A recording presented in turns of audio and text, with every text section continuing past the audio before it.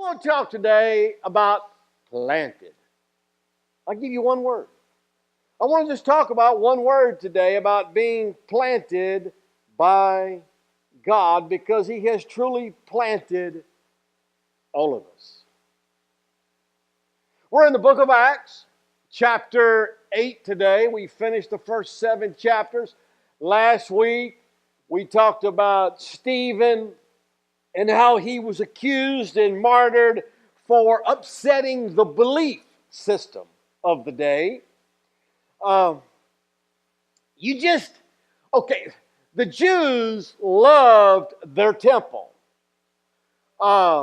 And to suggest to them that their temple was going to be destroyed, and it wasn't that great of a place anyway because you could worship God in other places, that infuriated them to such an extent that they wanted to kill Stephen.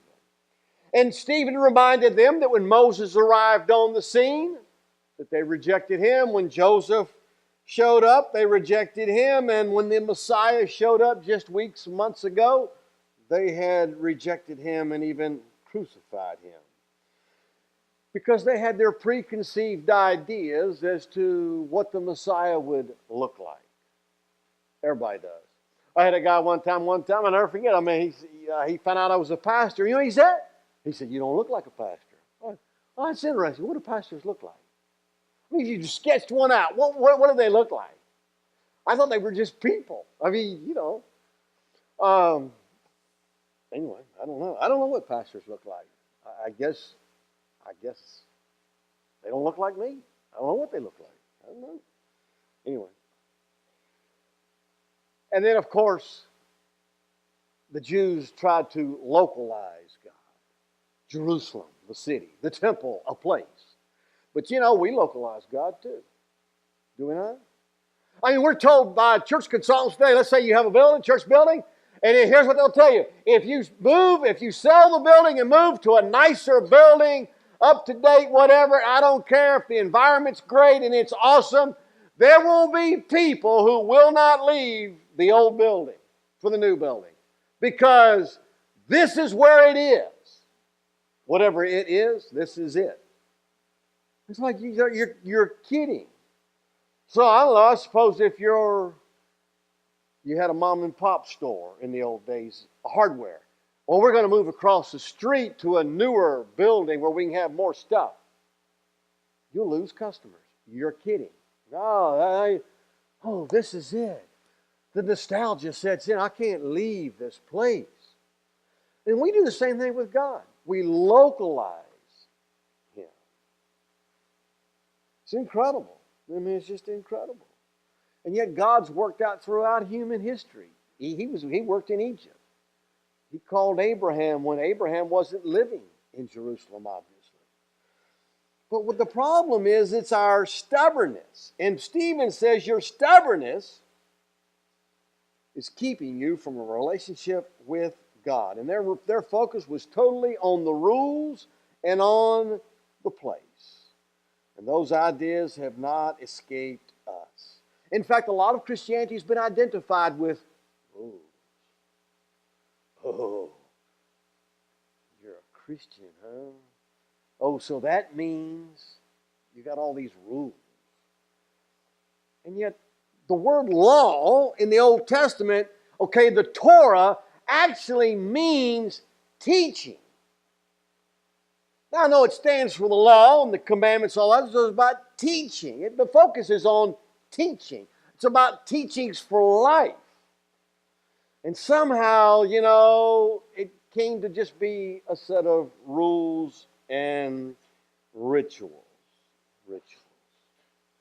Well, we saw last week, chapter 7, the councils of Sanhedrin was so infuriated with Stephen that they turned into a mob and stoned Stephen to death. And Luke has given much attention to Stephen because Luke's interested in settings, the background.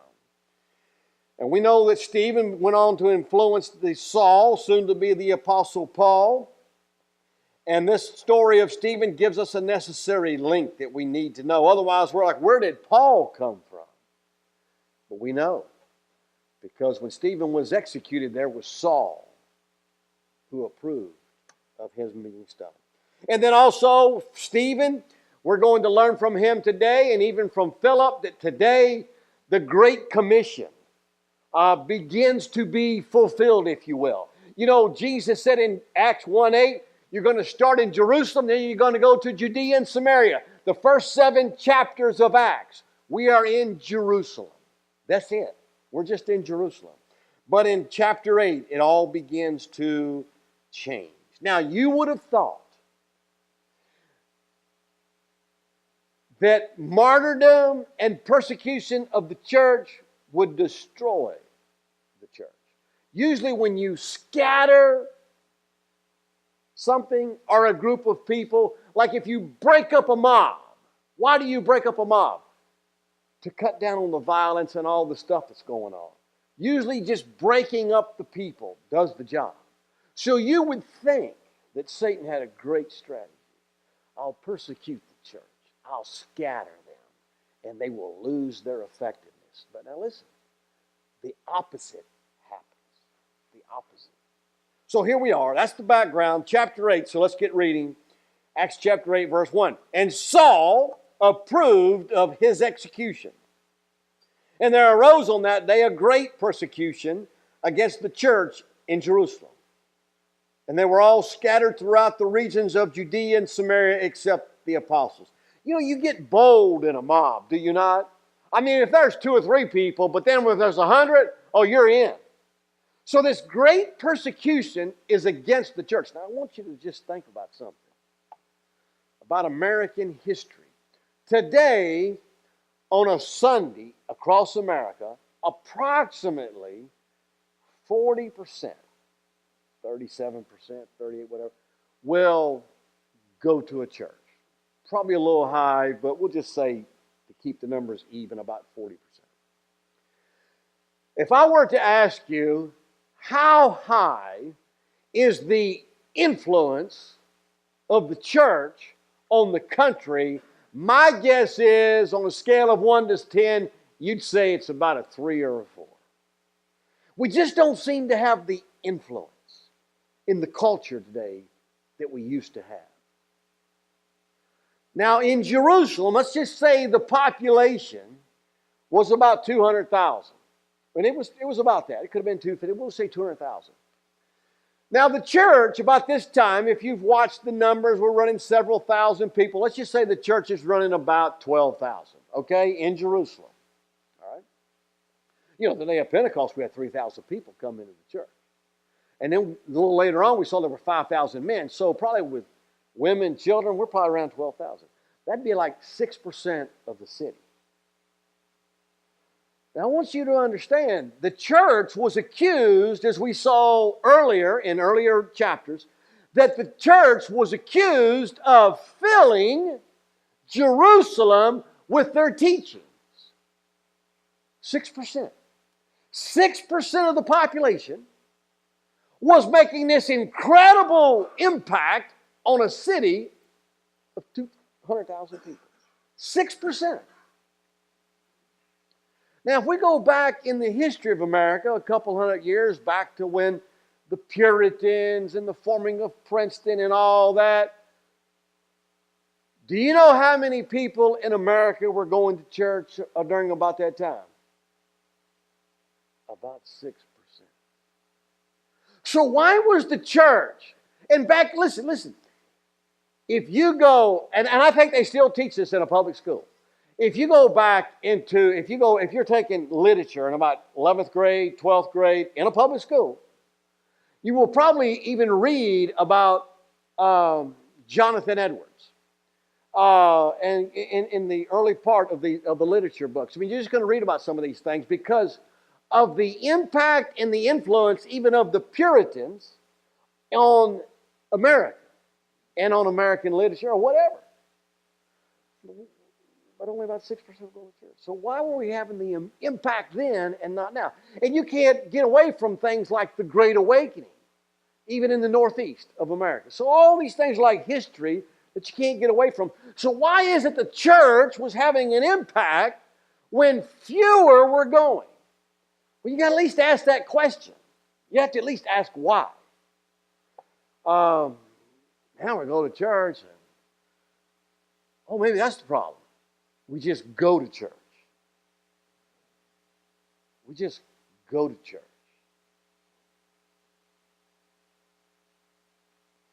Well, that's not what happened in the book of Acts.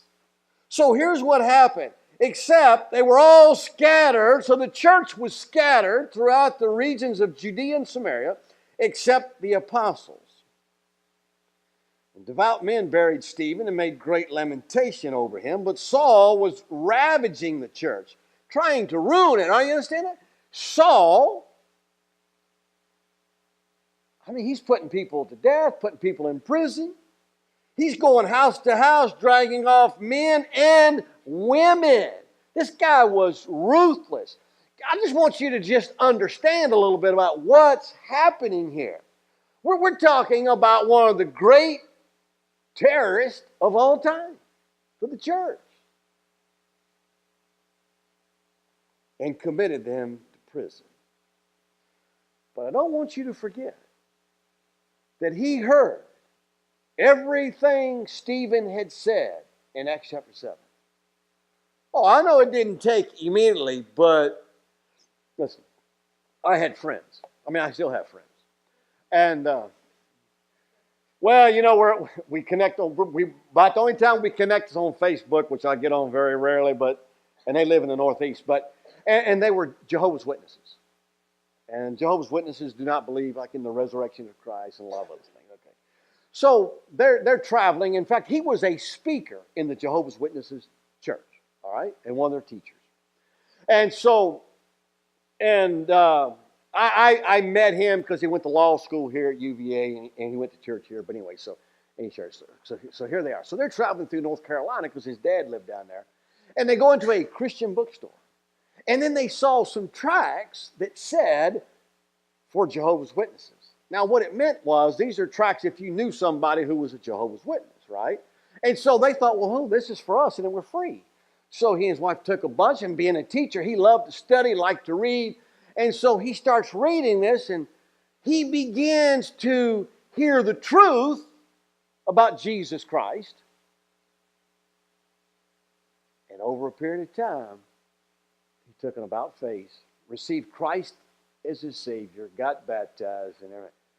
Just like Saul. So what I'm saying is, Saul heard the truth when Peter gave his, we'll just call it, incredible sermon to the Sanhedrin.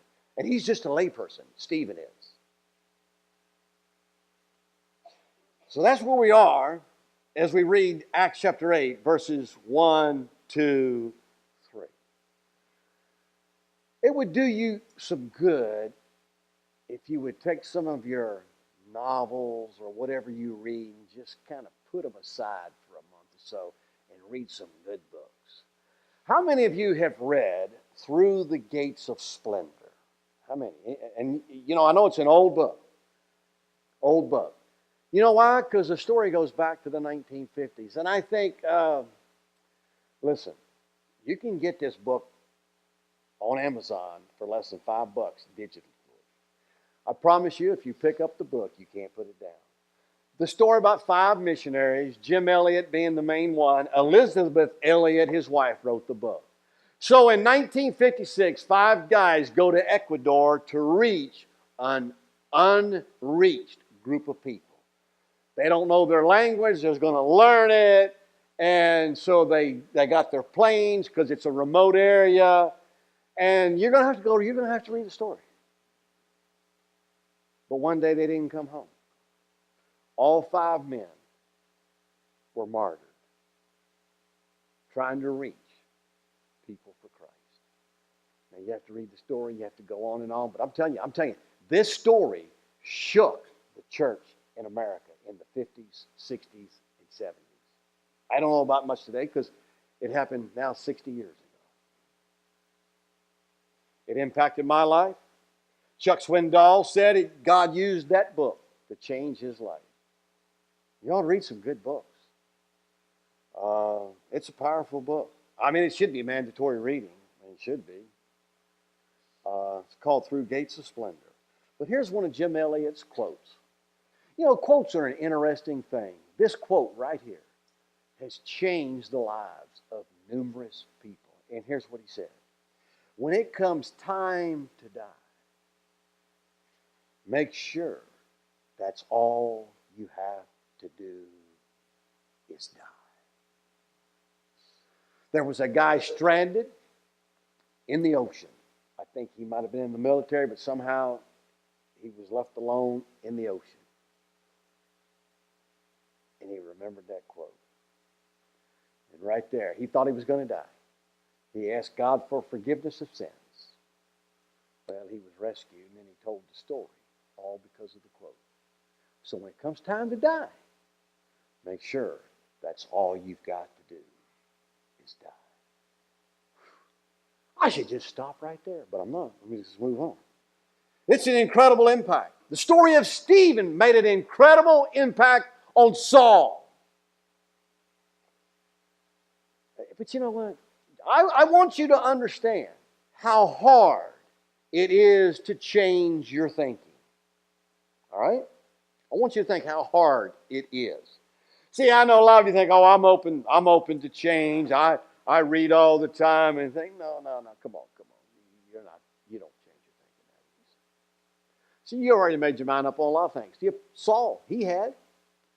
I want you to understand how hard it is. When I grew up in Northern Virginia, we didn't have any college teams nearby. And so I gravitated to Los Angeles. The Rams was pro football, the Lakers in basketball, and the Dodgers in baseball. And, of course, I love baseball. Sandy Koufax, left-handed pitcher. I mean, what can you say? I'm left-handed, although I'm not a pitcher. Anyway, so I was a big Dodger fan in the 60s. And I love UCLA. And, of course, probably the coach who I love the most, John Wooden. Just an incredible guy. They won like 10 national championships at UCLA in basketball. So I was a UCLA fan. But on the East Coast, I was a pretty good-sized Penn State fan. I was. We didn't have any college teams up in Northern Virginia. And Joe Paterno, listen, Joe Paterno was revered by everybody. Started coaching in the 70s. In fact, he became known as Joe Pa. Everybody loved him. Everybody.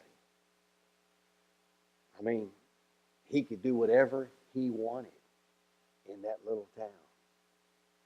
He could. He was it. He was the king of the hill. He was bigger than anybody. I'm just telling you how big he was. And then, I don't know, I'm sure by now you've heard of all the stories that have come out about one of his coaches. I've got a good friend, he played defense, he and his brother. So knew the defensive coach well. And then Joe Paterno died after it all came out. He didn't last long. I mean, he was about 85 when he died. And it's like, wow. And then come to find out, Joe knew that boys were being molested by one of his coaches. He never fired the coach, never did anything. But you know, I'm just telling you, everybody's still waving their pom-poms for Joe. You know what I mean? And then recently, it was back in the news like a week or two ago that he knew back as far as the 70s. In other words, this coach was involved for a period of like over 40 years. And a lot of people in law enforcement and counseling will tell you these guys never changed. Never changed. And do you know, there are still people waving their Joe Pa pom-poms. I'm just telling you, I'm out. And it's hard. I just, you know, to be a Joe Paterno fan for decades, and all of a sudden, I'm out. But I have to. Because the fact of the matter is, he put wins ahead of kids. That's just the facts. That's the facts. And here is Saul. He heard the facts from Stephen. My friend, he went home, started studying the Bible. The facts began to hit home. Had to change his opinion. And it's just hard. It's hard. And we could go around, and you know, the church, it's just hard. The Catholic Church dealt with it. Listen, Baptist churches, other churches, it's just hard to admit that your institution or whatever, something happened there. It's just hard. I just want you to understand how hard it is for Saul to have his mind changed. Because he's going to have to admit that he has put people to death and put people in prison and has harassed women, and he was wrong. I know people can't even say they were wrong if they cut somebody off in traffic. Well, yeah, but they weren't driving right. Okay, I get that. They were moving too slow. I know, that's true too. But you could have been a little more patient. No, we can't even, I'm just telling you, I've said it before. This is why the Apostle Paul is one of the great evidences for Christianity. People don't do this. Are you with me? People don't do this. Make this radical change. I'm just telling you, it's hard. It's just hard. So the story of Christianity is about to take a dramatic turn in Acts chapter 8. And Luke loves to set the setting. I mean, it's helpful to know the background. And in Luke chapter 2, when he talks about the birth of Jesus, he says, in those days a decree went out from Caesar Augustus that all the world should be registered. You know, after years of civil strife, Augustus issued in an era of peace, known as the Pax Romana. Peace. What a great time to spread the gospel, the story of Jesus Christ. When people are getting along and you can go from country to country, from area to area. When the road system is in place and it's easy to travel.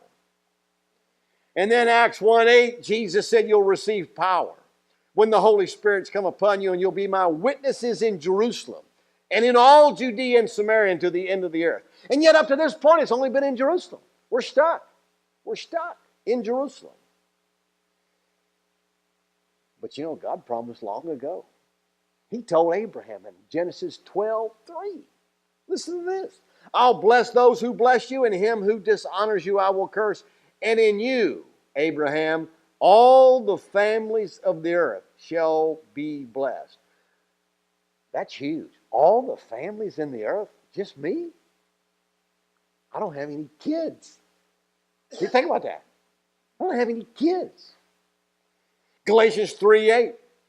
And the scripture, foreseeing that God would justify the Gentiles by faith, preached the gospel, Paul said, beforehand to Abraham when he said, in you shall all the nations be blessed. And too often we forget that when the fullness of time had come, God sent forth his son, born of a woman, born under the law. So now is the time. It's the time. Wow. So Jesus is born, and then Jesus said, it's coming. You're going to take the gospel everywhere, around the world. So far, they're just in Jerusalem. And so I don't know how all this works out. Satan has a strategy.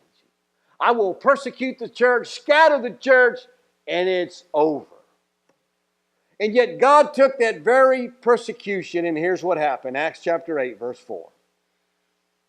Now those who were scattered went about preaching the word.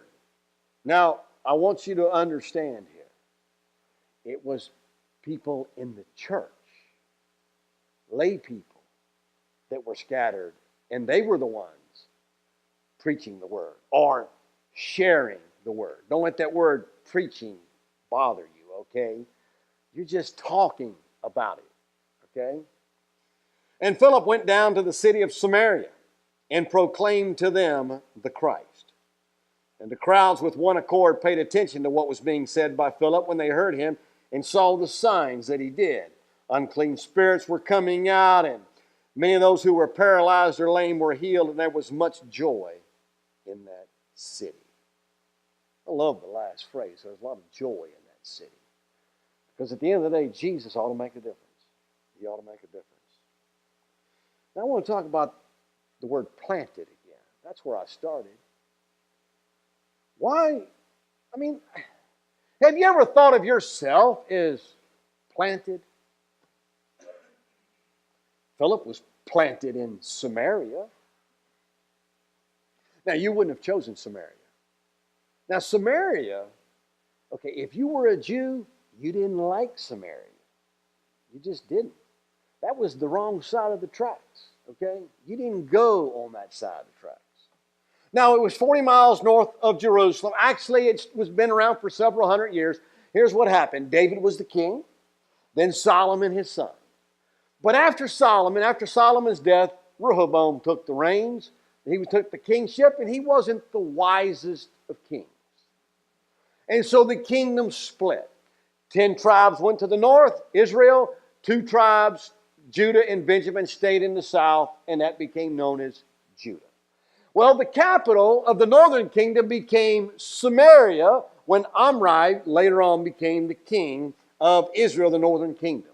Well, over a period of time, Assyria, the great Assyrian empire, came and wiped out the northern empire, destroyed the city of Samaria, took the Jews into exile, and repopulated the area with foreigners. Well, after a period of time, they began to intermarry with the Jews that were left, and this tribe, or this group of half-breed, if you will, became mixed races, became known as Samaritans. Well, the Jews didn't like the mixed marriages stuff, all right? So a lot of hatred began. Well, later on, the southern kingdom was destroyed by Babylon, and they were taken into exile. After a period of time, after 70 years, Jews began to come back to Jerusalem. They were going to rebuild the temple. The Samaritans offered to help. But the Jews didn't like the Samaritans. There was so much hostility there. No, you're not helping us. You're not helping us. And you can read about this in Ezra and the book of Nehemiah. So there's bad blood there. Now, if you're Philip, why would you go to Samaria? Think about it. Why would you go to Samaria? You know, I knew a woman one time. She was a believer.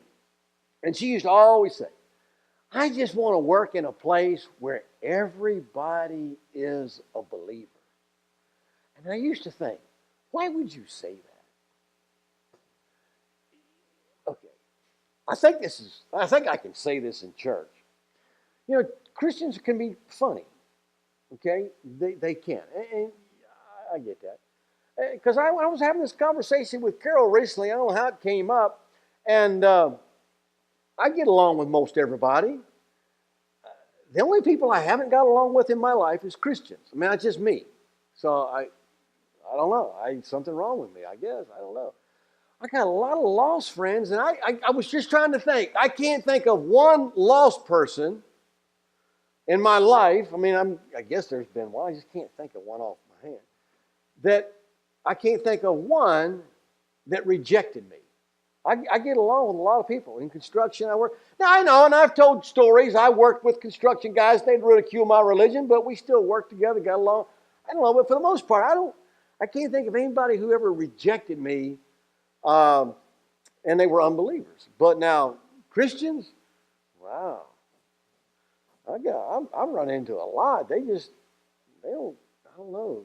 They don't seem to like me or something. Like something's wrong with me. I don't know what you call it. So I don't know. So so that woman's comment always raises my mind. No, I like working around lost people. I don't know. It's just maybe I'm just weird. I'm just kind of throwing that out there. I'm just thinking, boy, why would you go to Samaria? I don't know. Maybe he wanted to break from all the believers in Jerusalem. I don't know. I'm going to go hang out with some new people. I don't know. But so there he goes. He goes to Samaria. And he's planted there. And what an impact he made in Samaria. And my question to you is today, where has God planted you? Now, he planted you there for a reason. Okay, back to my tomato plants. Not mine, because I don't plant them. Carol will plant them. What do you expect to get off tomato plants? Any idea? Tomatoes. Y'all are a smart crowd today. You got this. So if God plants a believer somewhere, he's planning to eventually reap some kind of a harvest, is he not? In other words, he's planted you somewhere to make a difference. To make a difference. Now, in construction, I want to share two stories about being planted. My dad was not always a believer. My dad did not become a believer till the late 70s, thereabouts, right around 77, maybe, I don't know. And but I'll never forget, after he became committed, there was another guy who worked with us, and his name was Buford. And I tell you, we didn't give out medals in those days, but if here's what I remembered about Boo, and I worked with Boo. So listen, he had a 3-track mind. All right, sex.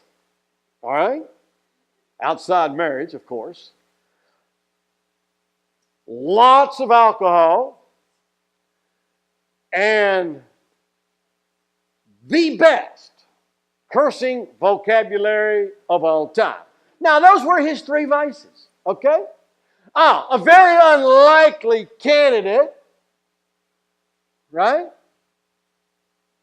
I mean, I'm like, wasting your time on him. And I don't know, but conversation after conversation with my dad. My dad's the one who impacted his life, not me. And I saw this guy commit his life to Christ, never mention sex again. And listen, when a guy quits cussing, I like, whoa. And no more alcohol. This guy's in. And then, listen, and immediately he started serving in the church. Our church had buses at the time. That was the era of the bus ministry. We had buses. He was out there every week, one night a week, working on church buses because he was very good as a mechanic. Wow. I'm like, wow, whoa. He was like, that right there is pretty good evidence that this stuff is real, right? So I'm like, wow, that was pretty. We're all in shock. Guys I work with, it was like, wow, man, what happened to him? Jesus, that's all. And last I knew, he had moved to North Carolina, and my dad stayed in contact with him some, and I think he was running a loader or something. I don't know. But all I know is God will plant you somewhere, and sometimes you don't know it till after the fact. But everybody in here is planted. I remember in 1978, I bought my first house. Now, I'll tell you the story quickly. So I'm in grad school, and I bought a house, and I'm working in a retail store. And I'm working in the jewelry department that sold silver, and I don't know what you call it. I haven't done this since the 70s. It's like silverware, but it's not knives and forks. These were silver teapot sets, silver plates, silver. We had wall of silver there and a wall of silver there. And my job was to keep the silver clean. That was a lot of pieces of silver. I had to keep all the displays shining, all right? And I had my little tank in the back room with electric current in it, and I'd dip them down in there, and that's what I did. And I'm making minimum wage, $2.65 an hour, 1978. And so I buy a house, $27,000. You're drooling, I know. 3 bedrooms, 1 3/4 baths, brick house, fenced-in backyard, 1/3 of an acre. Even had a paved driveway, okay? Carport. This is like, okay. So, and I'm working with this guy, my boss, over the jewelry department. Now, it's interesting, in this particular retail store, he made more than the store manager because jewelry was the moneymaker, I mean, selling diamonds and all that. And as I recall, and I can't remember exactly, he was making, this is in the 70s, he's making like $40,000 a year. Okay? Making good money. And he didn't really understand taxes, so I kind of figured out how much he was making. I said, well, you're paying Social Security and all that. We talk a lot about money. And because he couldn't figure out how his stock boy, or whatever he called me, making minimum wage, was buying a house, and he's renting. So we had a lot of financial conversations. All right, so he said, well, I don't pay Social Security all year because after I make this, I knew where the cutoff was at the time because I understood. I actually took tax classes when I was in college. I just kind of liked that. So I knew what the cutoff was, and he was making beyond that. So I knew if he quit paying Social Security in September, I could figure out what he was making in a year. All right, are you with me? Anyway. So, I mean, that number has changed since then. You pay over $100,000 now, I think, in Social Security. But back then, like if you made 25, you quit paying Social Security or whatever it was, okay? But nonetheless, so we have these conversations about money. Well, long story short, all these conversations about money, about my faith and all that. But my testimony on tithing and all that gave me influence in his life because, listen, when you're renting and you have nothing to show for it, and somebody comes along making minimum wage and he's got a house at least to show for it, you're intrigued at least, right? And so we shared conversations, and do you know, here it goes. So anyway, eventually what happened was he bought a house the next street over in my subdivision. I still remember helping him and his wife and little girl move one day. He bought a house. I showed him how. I showed him how to do it, and I didn't know it at the time. And do you know I got him connected to a good local church like a mile or two away, commits their life to Christ, family gets baptized, gets connected, get plugged in, get serving. And I'm thinking, wow, that was the only person in that store that I influenced to Christ. But I was planted there. And you don't always influence one or two or whatever, but I know this. God planted me there for a reason. And God's planted you. And you need to ask yourself, where has God planted me?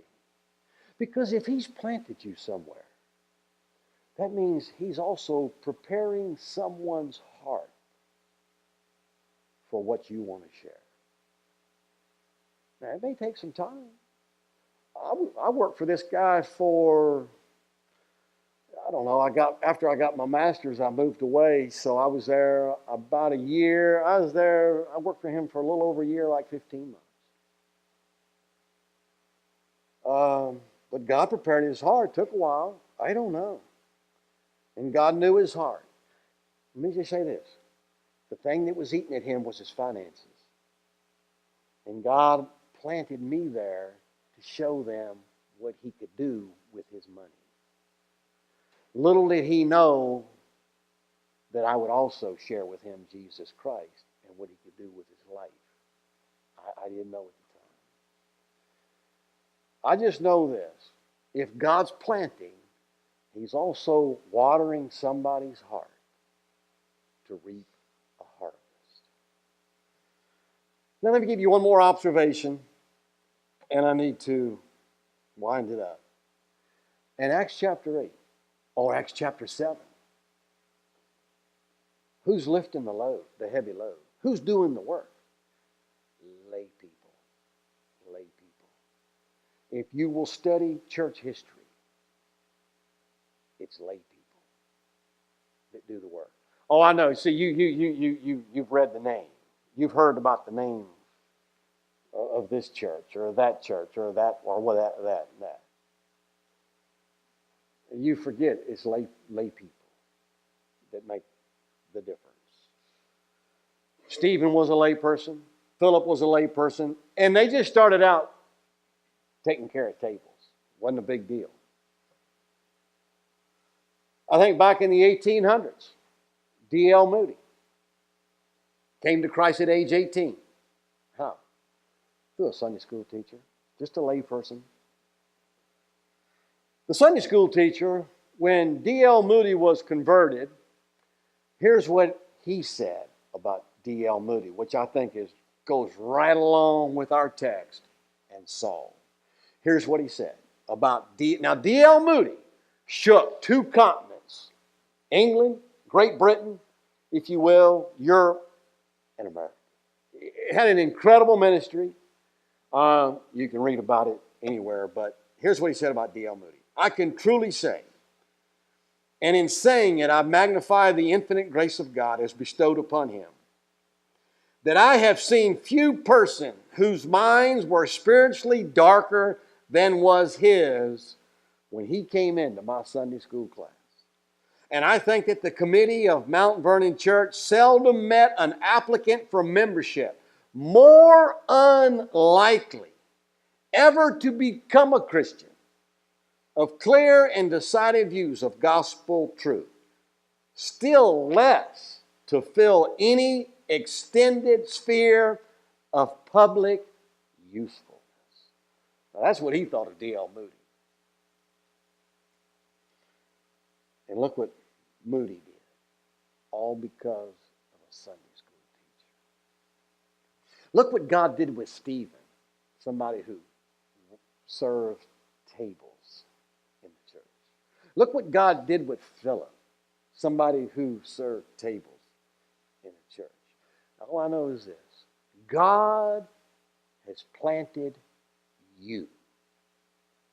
He planted a Sunday school teacher in the 1800s. He planted Stephen. He planted Philip. And he's still planting. He's still planting. Now, maybe another question is, who is God preparing in your life to hear what you have to share? He's preparing somebody.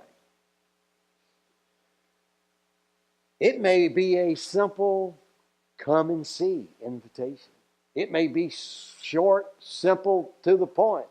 Say, hey, listen, why don't you just come see? Come and see. That may be it. All I know is God's preparing people and God's planting people all the time. So these are questions.